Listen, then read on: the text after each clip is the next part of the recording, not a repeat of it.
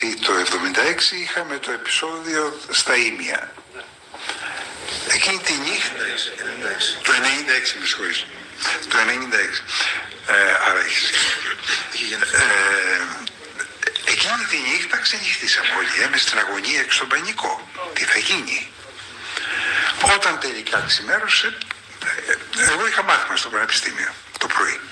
Πήγα, η αίθουσα ήταν γεμάτη. Λέω στα παιδιά, πώς περάσατε τη νύχτα? Τι ζήσατε, τι σκέφτεστε, Και αρχίζει μια συζήτηση.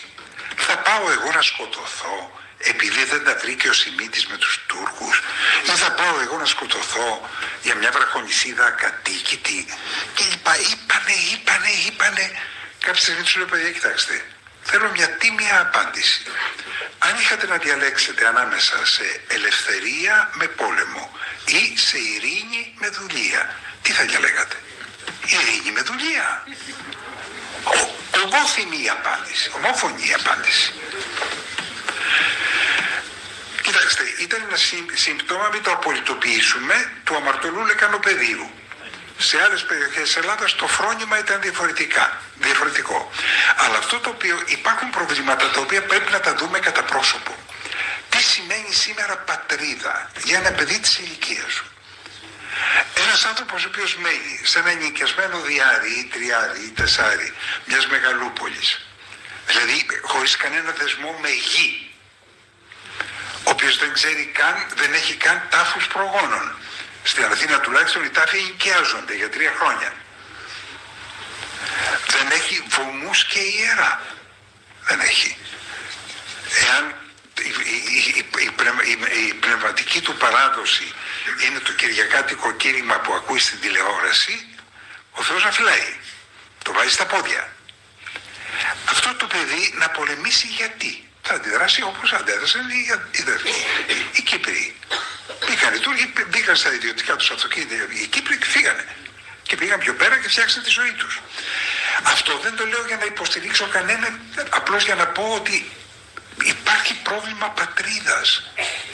Εάν η πατρίδα είναι κάτι άλλο σήμερα, και μπορεί να είναι κάτι άλλο, αυτό το κάτι άλλο θα στηριχτεί μόνο στο αν έχεις απάντηση. Έχω τον πειρασμό και τον έχω πολλές φορές, αλλά δεν έχω την εξουσία να την επιβάλλω. Ότι θα ήθελα να βάλω μια έκθεση ιδεών στους 300 βουλευτές της Βουλής των Ελλήνων να μου απαντήσουν σε ένα ερώτημα.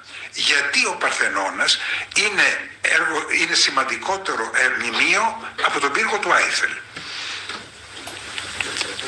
Έχουμε την παιδεία να απαντήσουμε σε αυτό το στοιχειώδες. Και δεν λέω καν την Αγία Σοφιά ή τον Παρθενώνα. Μόνο σε κάτι τέτοιες απαντήσεις μπορεί να θεμελιωθεί απάντηση στο αν είναι προσόν ή μειονέκτημα να είσαι Έλληνα σήμερα. Όλα τα δεδομένα πείθουν ότι είναι φοβερό μειονέκτημα. Χλευασμός διεθνής, κοροϊδία, εμπεγμός. Έχουμε χάσει ομολογημένα από τον Πρωθυπουργό την εθνική κυριαρχία. Η χώρα επιτροπεύεται. Η εξουσία δεν μπορεί να πάρει αποφάσεις. Τώρα θα βάλουν επίτροπο και σε κάθε τράπεζα. Να ελέγχει που δίνει τα δάνεια η κάθε τράπεζα. Πρόκειται για ολοκληρωτική πλέον απώλεια κυριαρχίας. Αυτά δεν αντιμετωπίζονται με τερτύπια. Εδώ που έφτασε, στην καταστροφή που έφτασε η χώρα, δεν αντιμετωπίζονται με βελτιώσεις ή με κάποια έξυπνα ευφυή μέτρα. Αντιμετωπίζονται μόνο ως ευκαιρία, ότι κάτι τέλειωσε και χτίζω κάτι καινούριο. Εγώ μέχρι εκεί μπορεί να φτάσω, παραπέρα δεν μπορώ.